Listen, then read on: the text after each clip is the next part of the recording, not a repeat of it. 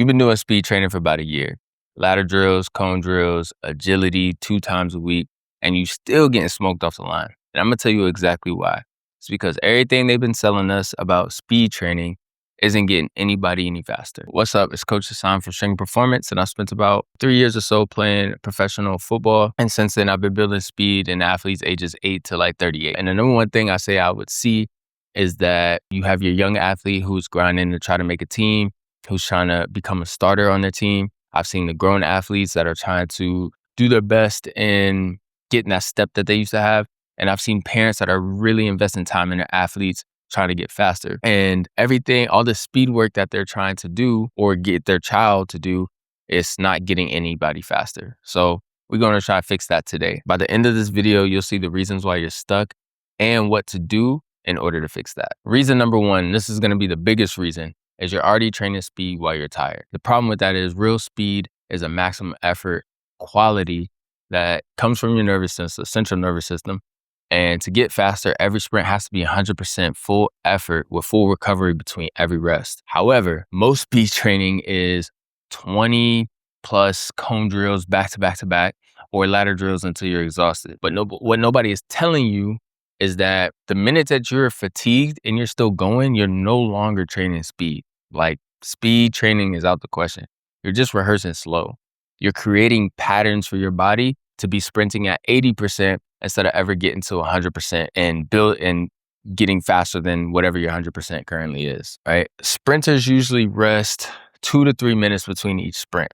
The best thing to start picking up now and understanding is that for every 10 yards you sprint, that's 1 minute of rest. So if I do 10-yard sprints, I'm resting for 1 minute between each rep of my 10-yard sprints. So a kid that's blowing through 15 different cone drills, not getting faster. An adult who is just gassed going through conditioning, not getting faster. There's a time and a place for these things, but if you are trying to speed train, that is not making you fast. All right, reason number two is going to be the agility ladder.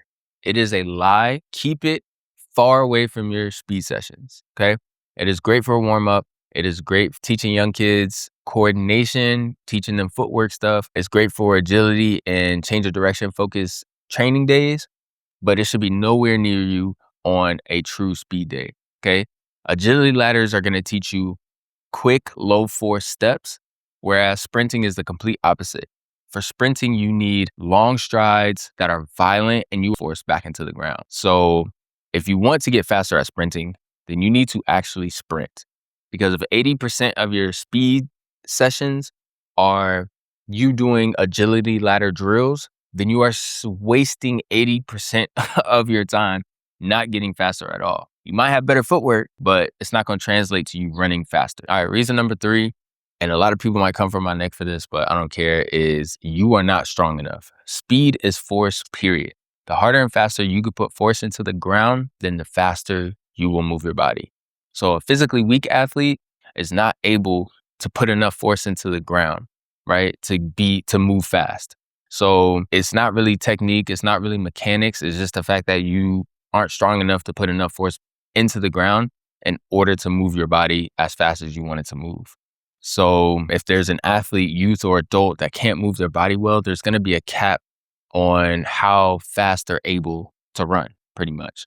And strength training that is done right, age appropriate, is speed training, and there's no separating it. Okay. So for youth athletes, it's loading, proper loading, body weight control. And for teenage, high school, college, adult athletes, it is being under the bar and moving it with intent.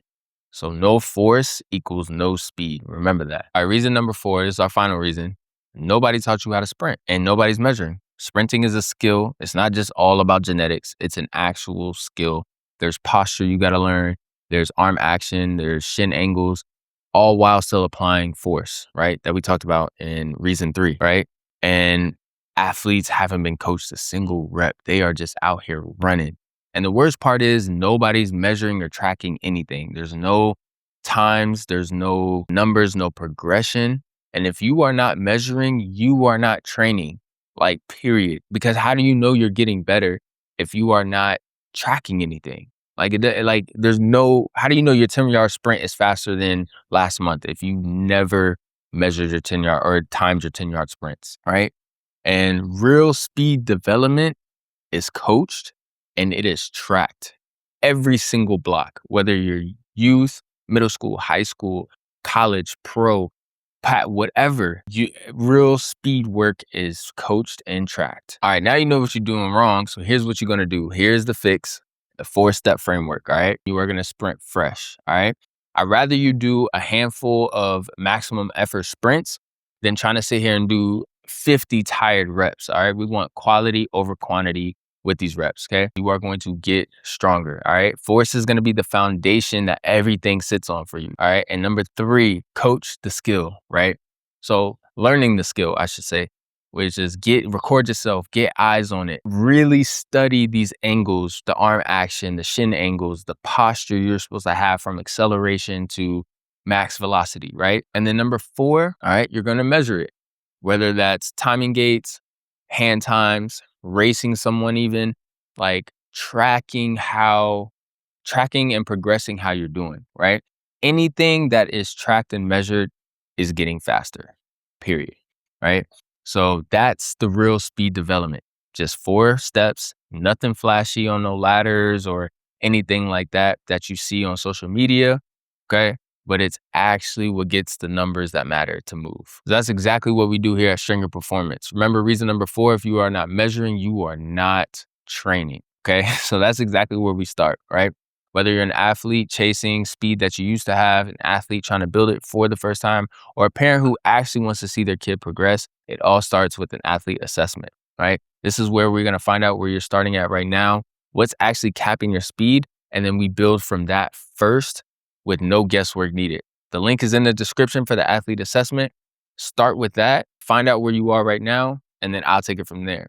And if you got any value out of this video, please subscribe, like, comment, share this video with somebody else who may need it, all right? That'd be much appreciated because every week I'm gonna be here breaking down how to train like the standard never drop. The arena may change, but the athlete doesn't. And I'll see y'all in the next one.